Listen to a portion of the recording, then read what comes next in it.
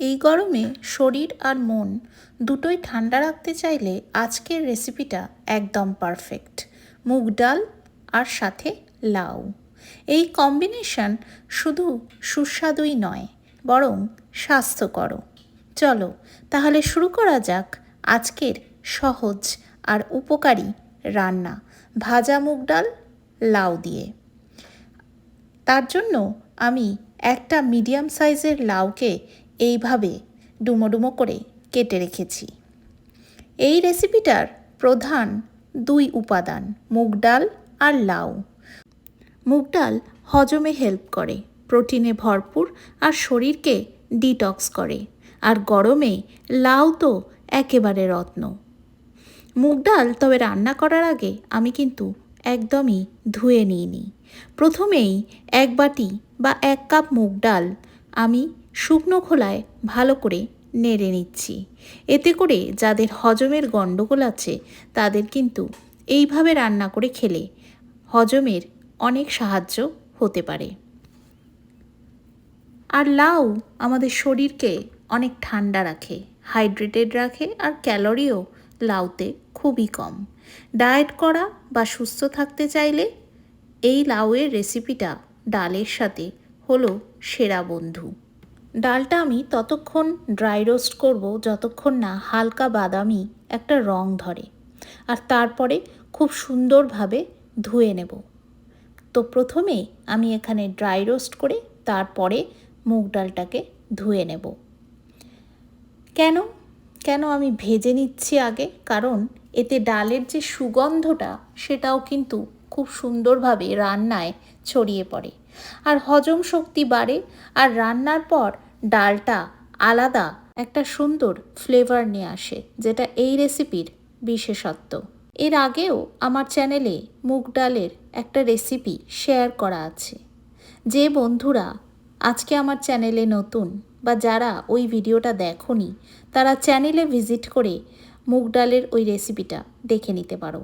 তবে আজকে আমি কিন্তু আলাদাভাবে মুগ ডালের রেসিপিটা শেয়ার করছি। তো সুতরাং সবাইকে অনুরোধ রইল স্কিপ না করে পুরো ভিডিওটা দেখার। তো এবারে মুগ ডালটাকে ড্রাই রোস্ট করে ভালো করে ধুয়ে রেখেছি, আর একটা ফ্রাইং প্যানে আমি নিয়েছি বেশ কিছুটা সর্ষের তেল, আর তার মধ্যে দিয়ে দিচ্ছি 5 ফোড়ন। 1 থেকে 1.5 চা চামচ মতন 5 ফোড়ন আমি এর মধ্যে দিয়ে দিয়েছি তেলের মধ্যে।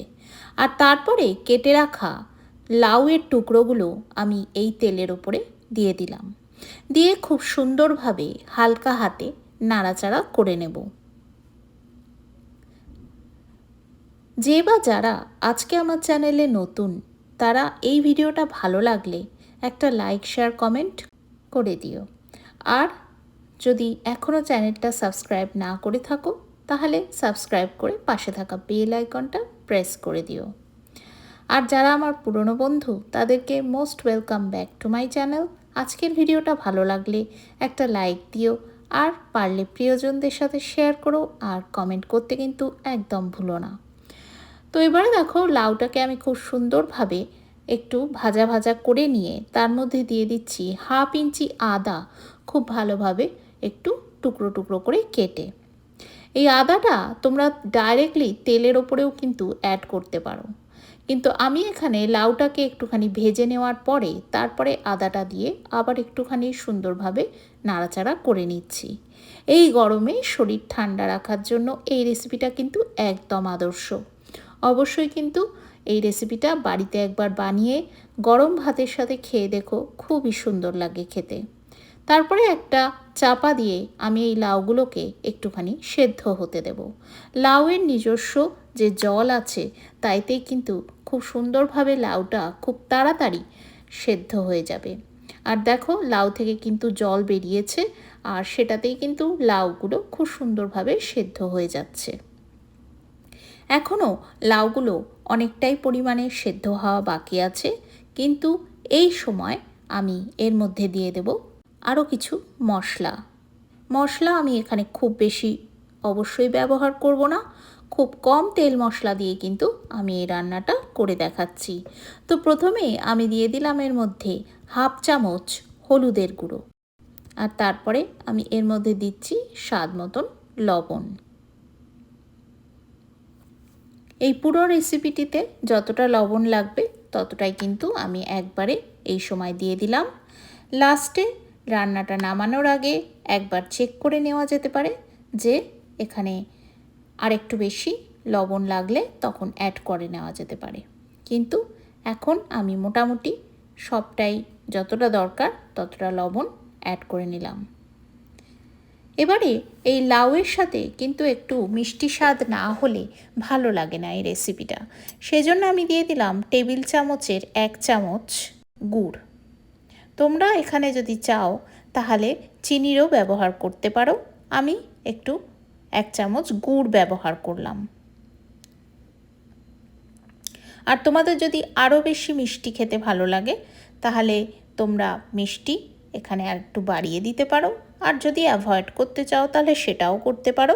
কিন্তু আমার মতে এই রেসিপিটাতে একটু হালকা মিষ্টি হলে, খুব বেশি না, হালকা মিষ্টি হলে খেতে অপূর্ব লাগে। তাই জন্য আমি টেবিল চামচের 1 চামচ গুড় অ্যাড করে দিলাম। এবারে ভালো করে শুকনো খোলায় ভেজে রাখা আর ধুয়ে রাখা ডালটা আমি এর মধ্যে দিয়ে দিচ্ছি।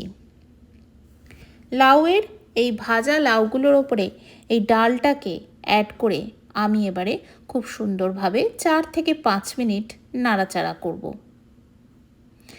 তোমরা যদি খুব ঝাল ঝাল খেতে পছন্দ করো তাহলে তেলের ওপরেই প্রথমে একটু কাঁচা লঙ্কা বা শুকনো লঙ্কা অ্যাড করে দিতে পারো। আমি এখানে এই রেসিপিটা একদমই হালকা পাতলা রাখছি, আর সেই জন্য একদম একটা গোটা কাঁচা লঙ্কা আমি পরে অ্যাড করব। এবারে এই লাউ আর ডালটাকে খুব সুন্দরভাবে খুন্তির সাহায্যে আমি একটু নাড়াচাড়া করে নিলাম। এরপরে আমি এর মধ্যে অ্যাড করে দিচ্ছি বেশ কিছুটা মটরশুঁটি, ধুয়ে রাখা মটরশুঁটি বা কড়াইশুঁটি। তোমাদের কাছে যদি মটরশুঁটি না অ্যাভেলেবেল থাকে তাহলে তোমরা স্কিপ করতে পারো, কিন্তু আমার মনে হয় একটু যদি অ্যাড করতে পারো তাহলে রেসিপিটা কিন্তু খুব ভালো হয় খেতে। তো মটরশুঁটিটা অ্যাড করার পরেও আমি কিন্তু খুব সুন্দরভাবে এটাকে খুন্তির সাহায্যে নাড়াচাড়া করে নিচ্ছি। এরপরে নাড়াচাড়া করার পরে তারপরে আমি এর মধ্যে দিয়ে দেব জল। তো আমি এখানে জলটা ফুটন্ত গরম জল এর মধ্যে দিচ্ছি। আগের থাকতে জলটাকে ফুটিয়ে রেখেছি, আর সেই ফুটন্ত গরম জল এই ডাল আর লাউ এই মিশ্রণটার মধ্যে দিয়ে দিচ্ছি। সুন্দরভাবে সেদ্ধ হওয়ার জন্য বেশ অনেকটা পরিমাণ জল আমি অ্যাড করলাম, আর এইটা মোটামুটি আমি বেশ কিছুক্ষণ ধরে ফোটাবো যতক্ষণ না ডাল আর লাউটা সুন্দরভাবে সেদ্ধ হয়ে যাবে।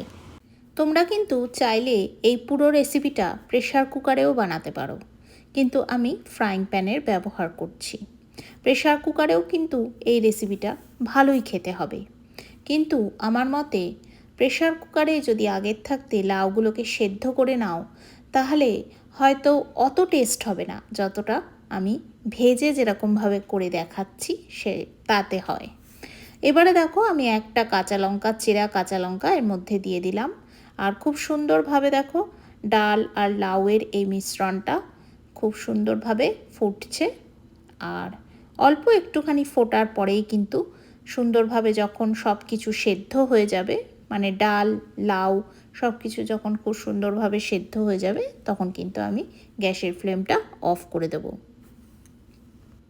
এবারে দেখো একদম কিন্তু লাউ আর ডাল সব খুব সুন্দরভাবে সেদ্ধ হয়ে গেছে, আর এই সময় আমি গ্যাসের ফ্লেমটা অফ করে দেব।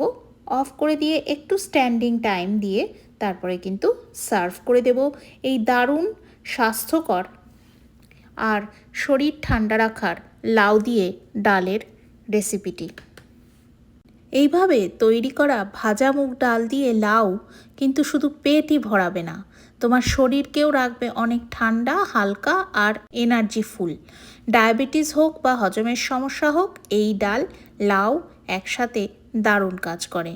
তো তোমার বাড়ির সবার জন্য কিন্তু ভীষণ উপকারী, ছোট থেকে বড় সবাই খেতে পারবে একদম নিশ্চিন্তে। তারপরে আমি লাউ ডালটা ভালো করে সার্ভ করে দিয়ে এর ওপর থেকে দেখো আমি একটুখানি ধনে পাতা কুচি ভালো করে ধুয়ে রেখে সাজানোর জন্য ওপর থেকে দিয়ে দিচ্ছি। আর তার ওপরে আমি অ্যাড করে দিচ্ছি বেশ কিছুটা কাঁচা তেল। বেশ কিছুটা কাঁচা তেল এর ওপর থেকে ছড়িয়ে দিলে দারুণ একটা ফ্লেভার হয়, যেটা ভাত দিয়ে খেতে খুব ভালো লাগে। তো আর দেরি কেন বন্ধুরা, অবশ্যই এই রেসিপিটা বাড়িতে একবার ট্রাই করো। আর ভালো লাগলে একটা লাইক, কমেন্ট আর সাবস্ক্রাইব করে দিও প্রবাসী সৌমির রান্নাঘর চ্যানেলটিকে। নতুন নতুন রেসিপি প্রত্যেক সপ্তাহে 3 দিন করে আসতে থাকবে। আজ তাহলে এই অবধি। তোমরা খুব ভালো থেকো, সুস্থ থেকো, সুন্দর থেকো, সকলকে নিয়ে ভীষণ আনন্দে থেকো। আর অবশ্যই কিন্তু দেখতে থেকো আমার চ্যানেল প্রবাসী সৌমির রান্নাঘর। আজ আসি, তোমরা সঙ্গে থেকো।